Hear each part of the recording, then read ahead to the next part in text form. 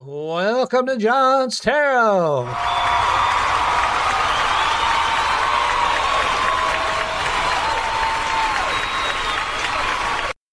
Thank you. Thank you very much. I hope you're all having a good day out there as we take a look at the next chapter of the runes. And I'm going to talk a little bit about how I got involved with the runes. Oh, far out, man. Yeah, well, they've been very helpful too. All my, sometimes John's Tarot, it's not just about tarot, it's about symbolic language and it's about psychology. And it's about accessing these things to help you move through life's transitions. And I didn't realize that when I got involved with it, but really that's more what John's Tarot is about, rather than just about a tarot reading site. As there's plenty out there, there's plenty of good ones out there, but this is more about personal growth, transitions into new life, symbolic language, and how to integrate that into a life. And that's really what I do. I do more of that type of thing. And sometimes it involves the pain. Yes, as we look internally, we will run into that. So let me move over to my little page. This is the same runic page I did last week. I got involved with the runes. I've been involved with the I Ching for many years. And it was about how many years ago that I was in my 50s. I'm 68 now, and the I Ching kept giving me this reading. Kept giving me that there's more about you than what you realize. There's more about you than what you know. I'm like, what are we talking about here? And if the I Ching tells me something consistently 2 or 3 times, I need to take a look at that. There's something I need to take a look at. I trust the I Ching that implicitly. So I started a bit of a journey. Okay, what does I need to look at? What does I need to see? And I investigated. I invested, and that's how I ended up with the runes. I asked it finally. It has to do with symbolic languages. I also did something on I did some work in shamanism. I did some work in spirituality.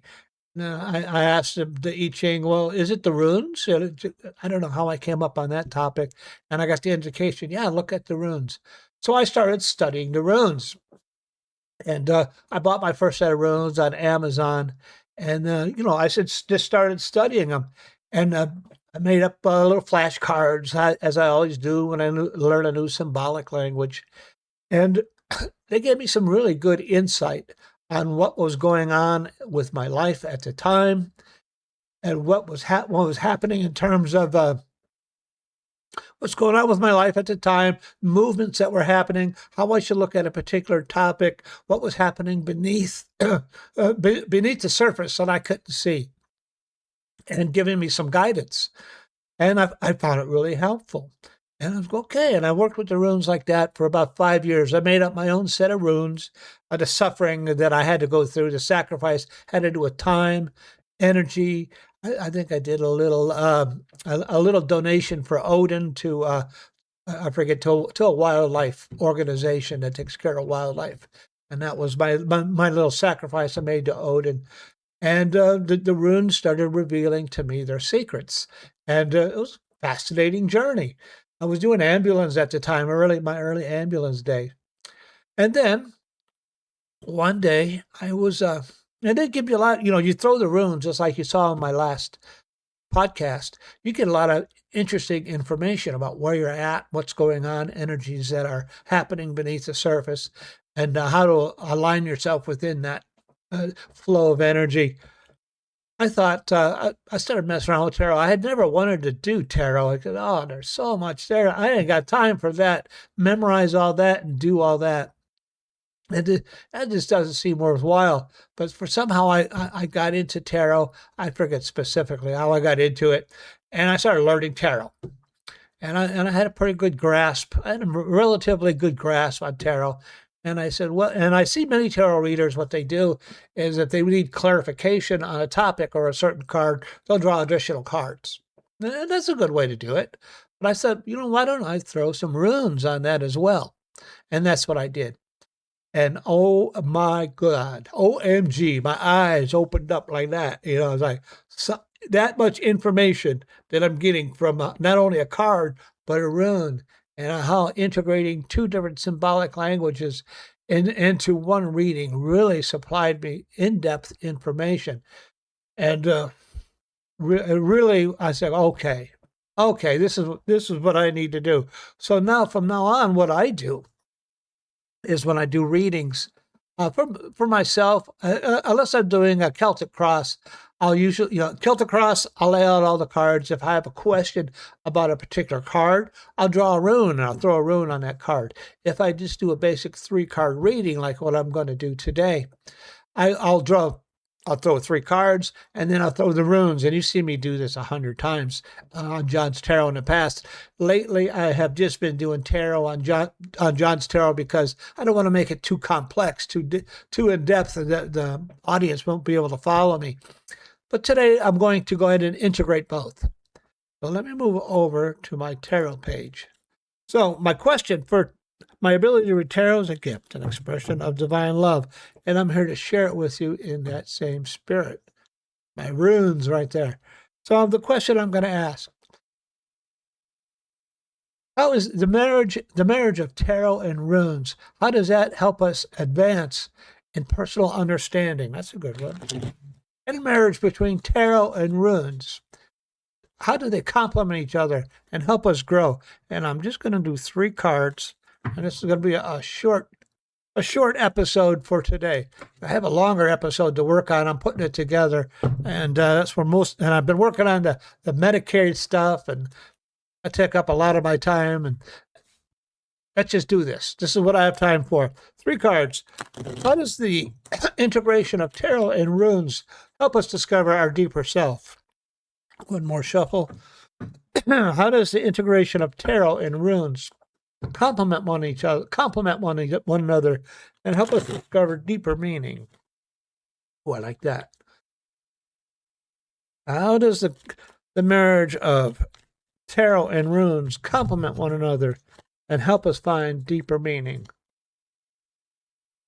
All right, I'll cut, pull out 3 cards, and I'll throw the runes, and I'll do the reading. Excuse me, as I do the runes.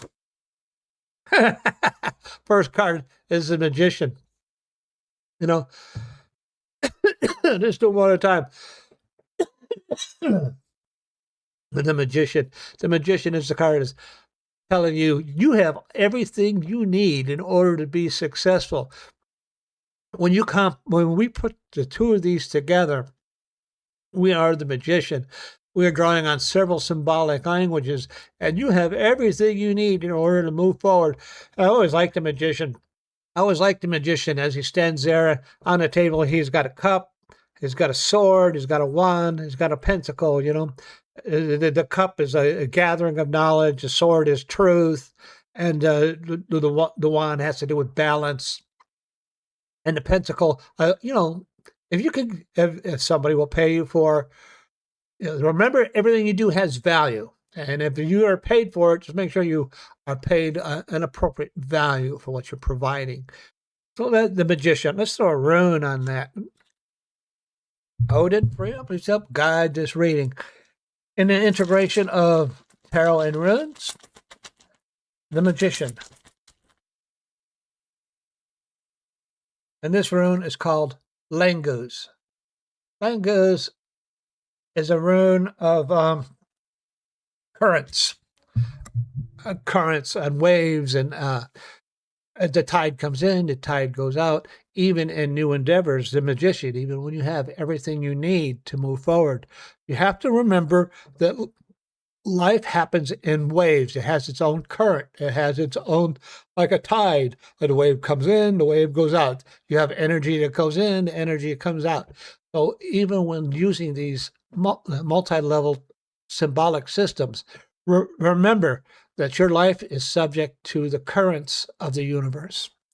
And then my next card here will be the 4 of Swords.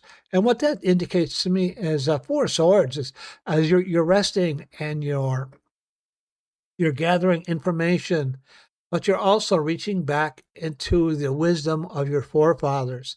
I think that when we draw from the runes, these are very ancient systems, and we're drawing from the wisdom of our forefathers and wisdom that isn't usually generally available to us today. And that's the Four of Swords. And it's asking you to draw on the wisdom of your forefathers. And in the corner there, you see a little stained glass window. And that stained glass window is that wisdom of your forefathers shining through in order to help you with your issues, with your life as you move forward today and as you engage in symbolic systems. And let's go a rune for the Four of Swords. And I just shake up the bag and I pull out a random rune. And the rune is Berkana. Berkana is the rune of the birch tree. It's a rune of growth. It's a rune of support. It looks like you're being supported by the universe. It looks like has to do with females. You see, it looks like two breasts, right? When you're doing these things, you're being supported by the universe. You're being nurtured by natural forces. Obviously ancient forces that we don't obviously access on a daily basis, and is helping you, nurture you, and support you, and give you life as you draw these forces, these ancient forces, to move forward. Oh, interesting. I think it's pretty good reading. And my third card is the World. The World card indicates the end of cycles and new beginnings as we incorporate both of these symbolic systems. You're ending a cycle, or you have in the past maybe been totally dependent upon the tarot as a symbolic system, which is a very good symbolic system. You're broadening your perspective. You've reached the end of that teaching. That teaching is not disintegrating. It's something you're going to carry with you. But as a solo method, you've reached the end of it. Certain things that you haven't understood on your tarot journey are now becoming clear. Why did it have to happen this way? What is the meaning of what has been happening in the past? And all those things will now start to have meaning. The World. And the final rune is called Helgaz. Helgaz is the rune of hail, the rune of disruption. Okay, so you're incorporating.